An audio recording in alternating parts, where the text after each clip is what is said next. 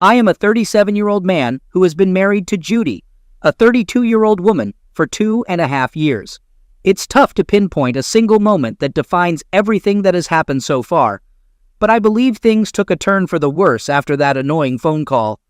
I was in the living room, watching football highlights I missed from the previous day, when my wife's phone began to ring.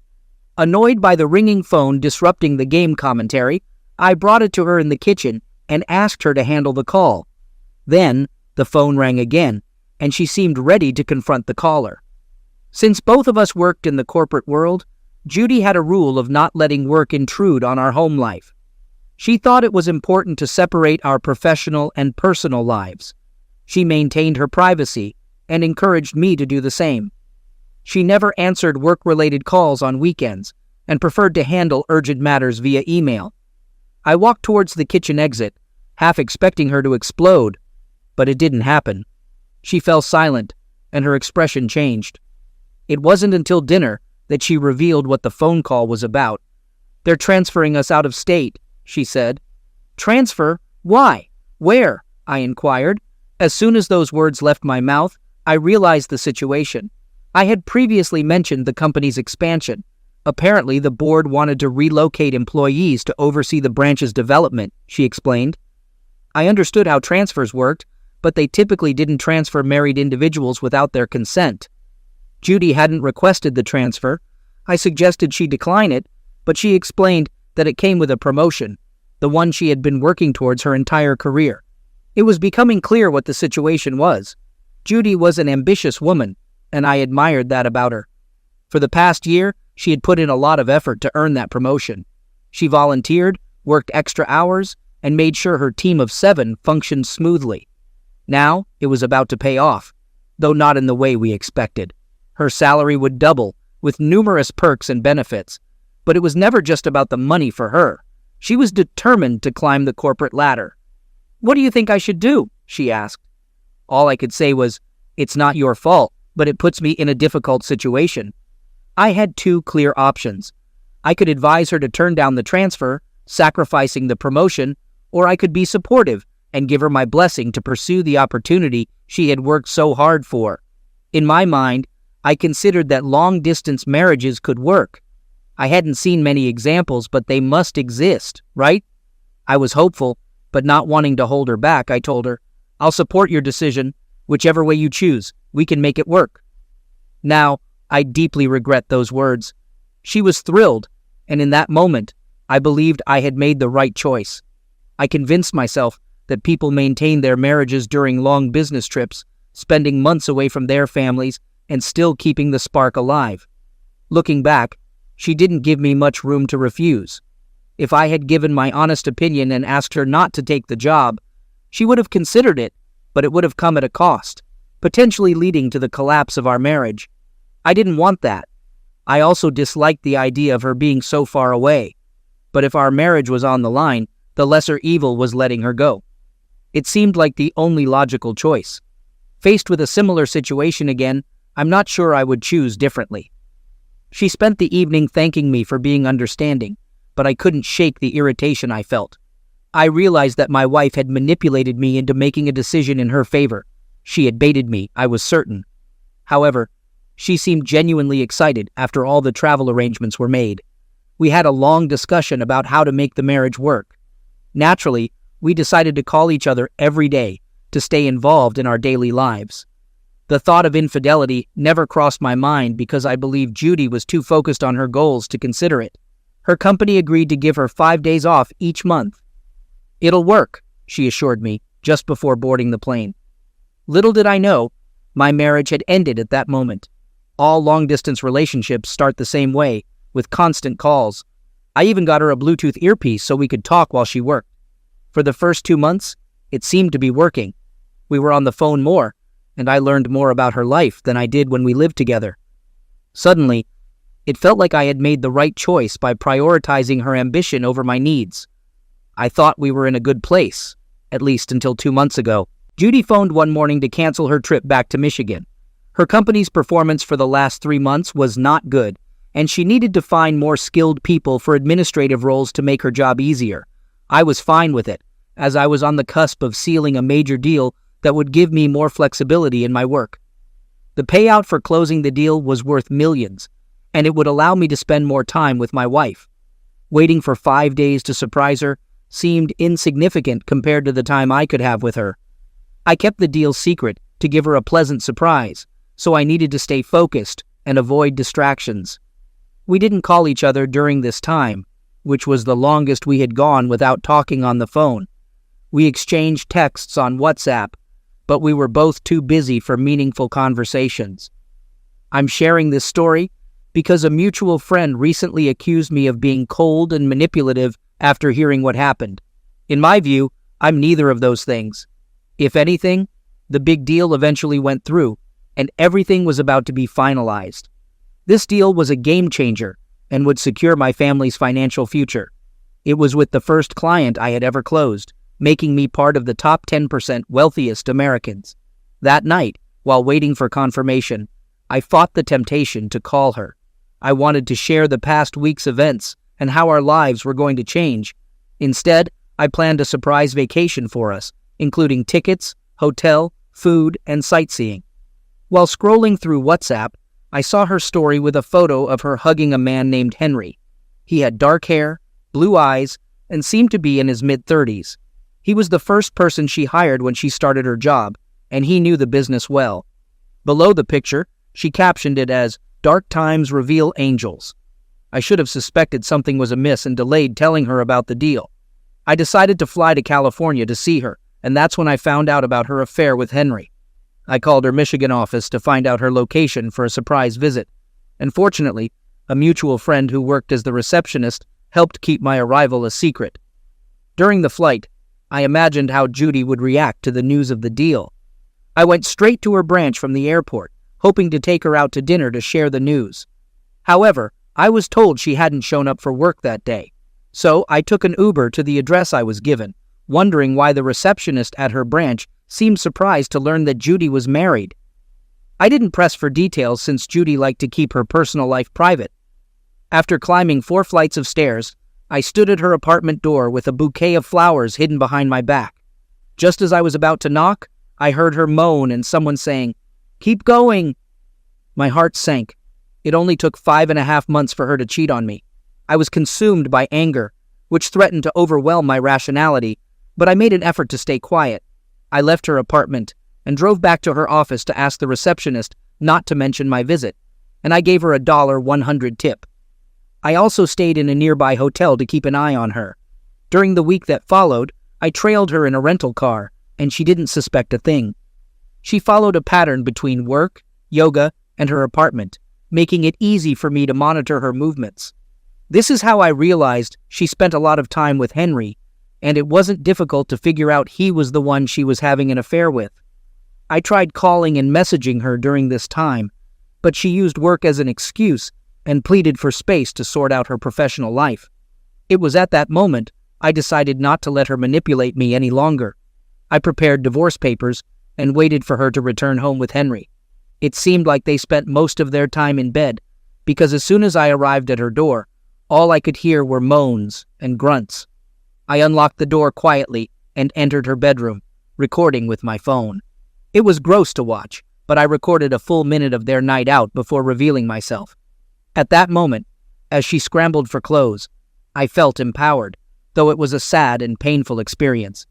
Her distress when I told her I'd share the video with her colleagues and family unless she signed divorce papers justified my actions.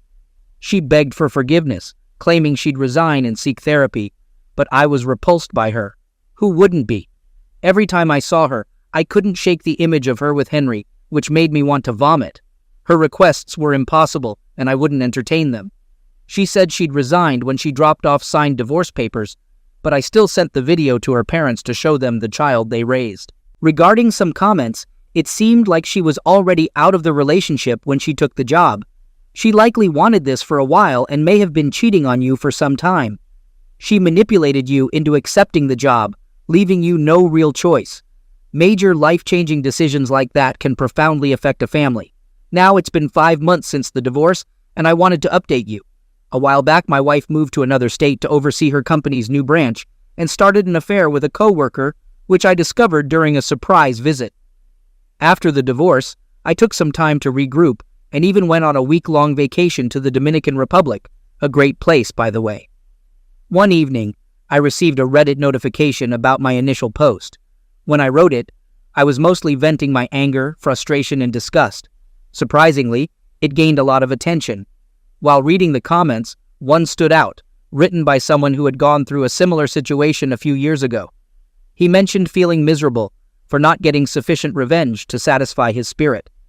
It may sound strange and unpopular, as many people seemed content with me simply exposing her infidelity to her parents and getting her fired without going further. It was somewhat satisfying to witness her relationship with her parents fall apart due to that video, but aside from that, it seemed like I hadn't accomplished much. The last I heard, she was staying in a motel and working at a nightclub, which oddly suited her as a cheater. About 3 weeks after I returned from my trip to the Dominican Republic, she showed up at my door, begging for my forgiveness and to take her back. It was quite entertaining, watching her with puffy, bloodshot eyes from either crying or dealing with some issues. Regardless of the situation, it didn't concern me much. She was already an emotional wreck. My focus shifted to the guy she cheated on me with, Henry. I let her in, and she seemed to think I was reconsidering the divorce because she immediately started explaining her actions, claiming she never thought I'd actually go through with it. She even said she'd lost her parents' respect, and I had already punished her enough. I decided to test her by asking a question. I knew she'd fail, but I wanted to be sure. She didn't disappoint. When I asked her how many times it happened, she answered, 1, swearing it was the truth. It was hard to believe anything she said after that. My dad used to say it's nearly impossible to look someone in the eye and lie to them, but she proved him wrong. I didn't know exactly how many times they had been together, but I had a rough idea of when it started, and it certainly wasn't a one-time thing. I was skeptical, but if I didn't follow her around for the first 2 weeks after arriving in Michigan and hear her moaning in her room the day I got there, I might have fallen for her lies. Her desire for a private life no longer mattered. As for Henry, I had discovered he was a married man, which infuriated me. I knew I had a chance to exact revenge on him, too. I didn't need a mirror to know my acting skills were far from perfect, but she fell for it, thinking I was considering reconciliation. I told her to give me time to think, then immediately sent the video to everyone who knew her, including her friend at the office. My first move was booking a ticket to Michigan to expose Henry's married life using information from Judy. I rented an apartment near his place, keeping an eye on him and waiting to release the videos of his affairs with my ex-wife. Meanwhile, I watched his wife, Amy. She was stunning, with blonde hair, gray eyes, and a captivating smile. My initial plan was to seduce her and gloat to her husband, but my feelings took an unexpected turn. Annie was a kind and genuine person, and we developed a close friendship. I even started seeing less of Henry for a while. I learned that Henry had lost his job and was desperately job hunting to avoid suspicion from Amy during our conversations. Amy also shared her marital problems, with her husband barely paying attention to her until recently. Unbeknownst to her, this information gave me the ammunition I needed. I revealed the truth to Amy and showed her the video, which haunted my dreams. She was easily convinced, and we planned how she would confront Henry. Although I wasn't there to witness it, I made sure he knew I was behind his troubles. The last I heard, he was being deported. Now I can say I feel satisfied. Letters were sent to various people, including family, friends, homemakers, professionals, factory workers, doctors, lawyers, educators, priests, preachers, and even Facebook friends. The common thread among them was their connection to Amy Taylor and/or Josh Long.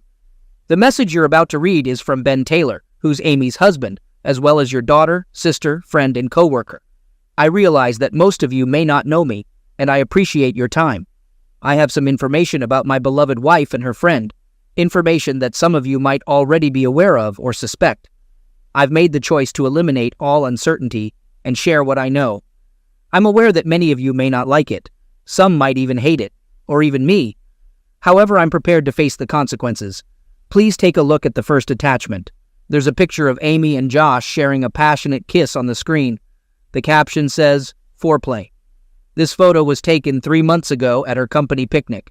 They believed they were discreet, but my friend, who was searching for his children, witnessed it. He took some pictures and gave them to me, thinking I might need them. That's what a good friend does. I must admit that I became a typical insecure husband after that. I needed to find out everything, even if it hurt me. And it did hurt. Our commitments to each other and to God in front of friends and family were broken due to lust. I hope it wasn't love. I keep tormenting myself with the question, why? Could it be because I left her alone for extended periods while the Navy SEALs and I were involved in covert CIA operations? No, wait, I never served in the military, and the only SEALs I know are the ones sunbathing in the harbor. Could it be because I left her alone for work? That can't be. I don't go on business trips and I hardly ever work overtime. I typically get home no later than 5:30 every evening. Maybe it's because I abandoned all my hobbies, left her and the kids to themselves, and had fun on my own. Missing birthdays, holidays, and anniversaries? No, that's not the case. My only hobby is making her happy. She seemed to enjoy little surprise gifts and weekend getaways, and she had to keep an eye on me to ensure I didn't go overboard on those occasions. Fortunately, we didn't have a chance to have kids. I wasn't tough on her mentally or physically. I didn't neglect her, and I always made sure she knew I loved her. I spent as much time with her as possible. It helped that she had a job. Otherwise, she wouldn't have had time to be with Josh. The fact that he was her boss made their secret meetings convenient during the day. I was shocked when I obtained concrete evidence. It turned out to be a bit costly, possibly even illegal, but I didn't intend to use it in court. I decided to take the matter to the court of public opinion. It's evidence of their affair. Of course, the following attachments are explicit, so please don't open them if you think they might offend you. The next 2 images popped up. The first showed a top-down photo of Amy looking up at Josh lovingly. The caption read, "She's really good at this." The second was a series of images of them in bed, their faces reflecting desire and happiness. Below was the caption, "What she didn't do for me." I apologize if this offends you, but I needed to remove all doubt. Why am I showing you these pictures? Because I've filed for divorce. Many of her friends have asked if I'm sure about this decision, if it's a mistake, if we should see a counselor, if she's sorry, if it won't happen again, or if we should try to forget it. Her mother, whom I loved as my own, won't try to make me change my mind. Her father, whom I respect but never truly loved, will attempt to reason with me. I'm sorry for involving all of you in this situation.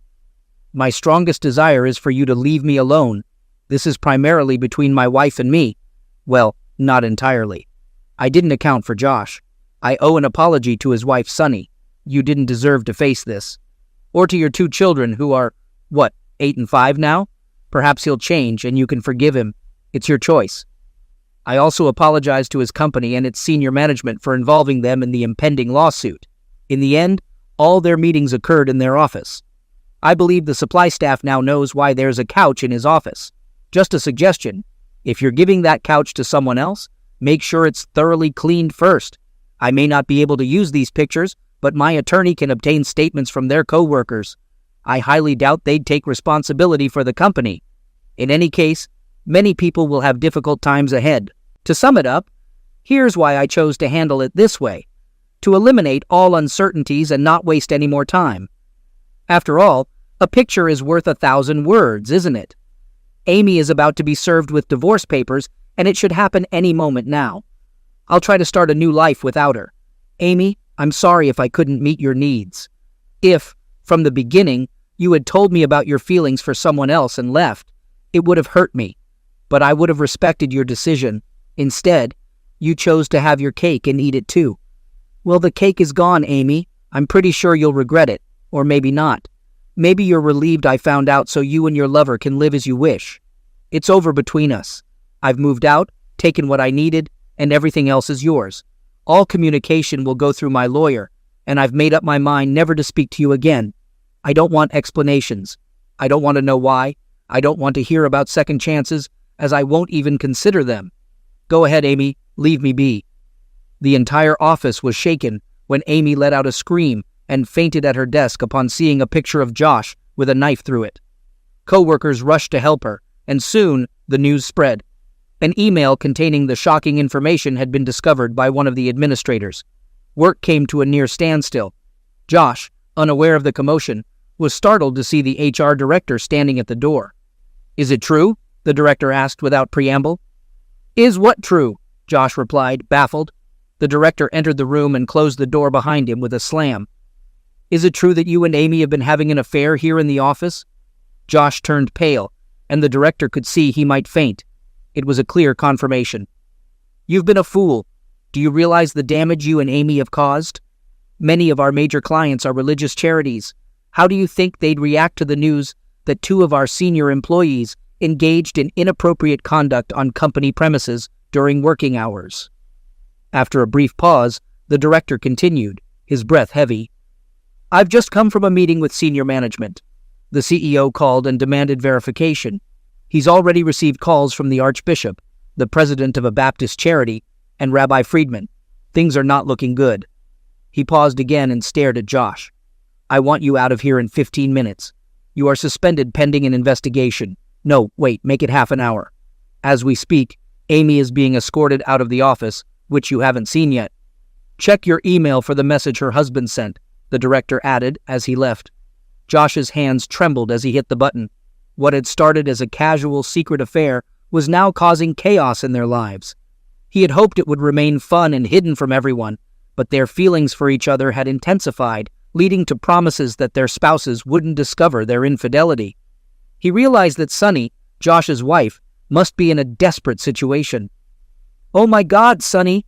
he exclaimed loudly and quickly dialed her number. To his surprise, she answered the call, seemingly calm. Maybe she hadn't seen the email yet. Her voice, cold and emotionless, broke the silence. "Is it true?" she asked. "Is what true, sweetheart?" Josh replied, aware that he had no other option. "Josh, you have one chance to tell me the truth. Just one. If you deny it, and I catch you in a lie, our conversations will be handled by lawyers." "So, is it true?" The walls were closing in on him, and he loved her, but he had no choice. "I'm so sorry, honey." "Yes, it's true," he confessed. But she cut him off abruptly, her voice sharp and unyielding. "I'm packing 2 suitcases with your favorite things. They'll be in the garage. Come get them while I pick up the kids from school. I'd go myself, but at least one of us has to act like the responsible adult here, especially when there are kids involved. For now, I'll tell them you had to leave for a business trip. Understand one thing. If I decide not to attempt to salvage everything, you'll be the one explaining to our kids why Dad doesn't live here anymore. They won't understand now, but they will in a few years. I hope it doesn't push them away from you. I'm leaving. Please don't attempt to reach out to me. If I decide to, I'll initiate the contact." There was a moment of silence that seemed to stretch for an eternity. Then came a piercing scream. "Damn you!" she yelled before abruptly ending the call, leaving him staring at his phone like a snake before he let it slip from his grip. Almost immediately, the phone began to ring. Glancing at the caller ID that displayed Amy, he answered hesitantly. For a minute, all he heard were the sounds of crying and sniffling. Then she spoke, her voice so hushed he could barely recognize it. Josh, what are we going to do? He's my life. We were planning to start a family next year. I can't bear to lose him. I can't." For the 20th time that day, he was overwhelmed with a profound sense of sadness. "What have we done?" he wondered aloud. "I feel the same way about Sunny. But honestly, Amy, I don't see a happy ending for either of us. If we truly loved each other, we might embrace our freedom and be together. However, we liked each other, yet we never intended to be together. You know our careers are over, if not now, then very soon. Sunny has kicked me out, and I'm uncertain if we'll ever be together again. I'm genuinely sorry for Ben. Do you think that if I talked to him explaining there was no love, it might help? I'm willing to do that." "No," she replied resolutely. "I believe the best thing for you right now is to keep as far away from us as possible. Every time he sees you, he'll remember what we did. He's never been violent, but he's never been hurt like this. I'll speak to you later, only if I believe it's a good idea." She paused briefly before adding, "No, I don't think it's a good idea. All they need to do is discover that we're communicating, and that would undermine everything we're trying to rebuild. I'm sorry it has come to this, Amy. You know I never meant to hurt you." "I feel the same way," she replied with a sigh. "I hope things work out with Sunny. I know how much you love her. I can't believe we were ever that foolish. Goodbye, Josh, and good luck." With that, she hung up, leaving Josh alone with his thoughts. As promised, Ben never spoke to Amy again. He remained uncooperative, refusing negotiations and court-mandated counseling sessions. Instead, he opted to face a contempt charge, turning up at the office to be served with the charge by the jail. Confused police officers took his statement, and after no arrest warrant was issued, the judge expressed skepticism but sent him to jail over the following weekends, releasing him on Sunday nights so he could attend work. Amy eventually canceled the counseling sessions, admitting defeat. The divorce proceedings dragged on for nearly a year. Amy still harbored a flicker of hope that Ben would return, but when her mother saw an announcement of his upcoming wedding, she gave up hope. On Ben's wedding day, Amy, overwhelmed by emotions, got drunk for the first time in 2 years. While time might not completely heal all wounds, it made the pain more bearable. Eventually, Amy began dating again. She had 2 serious relationships that ended without her sharing her past. But she finally met a man who loved her enough to let the past remain behind and focus on the future. They married, and they were happy. Amy was cautious in her interactions with other men, particularly at work. Her colleagues jokingly referred to her as a nun because she rarely attended social events and kept her conversations with men strictly work-related. 2 years after her wedding, she unexpectedly ran into Ben. He had left town after reaching a confidential settlement with her former company to avoid a court case. He was back in town for his sister's 25th wedding anniversary celebration. Amy saw him sitting on a park bench by chance. Initially, she wasn't sure it was him.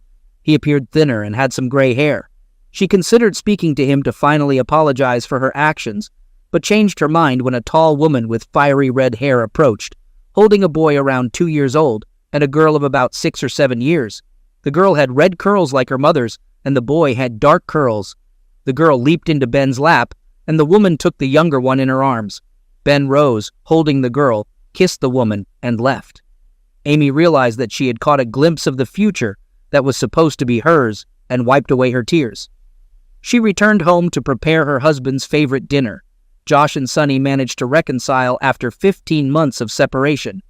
She insisted on counseling, both individually and as a couple, and they also established a rigorous prenuptial agreement. Josh apologized so much that Sunny eventually lost her patience and warned him that one more apology would lead to her departure.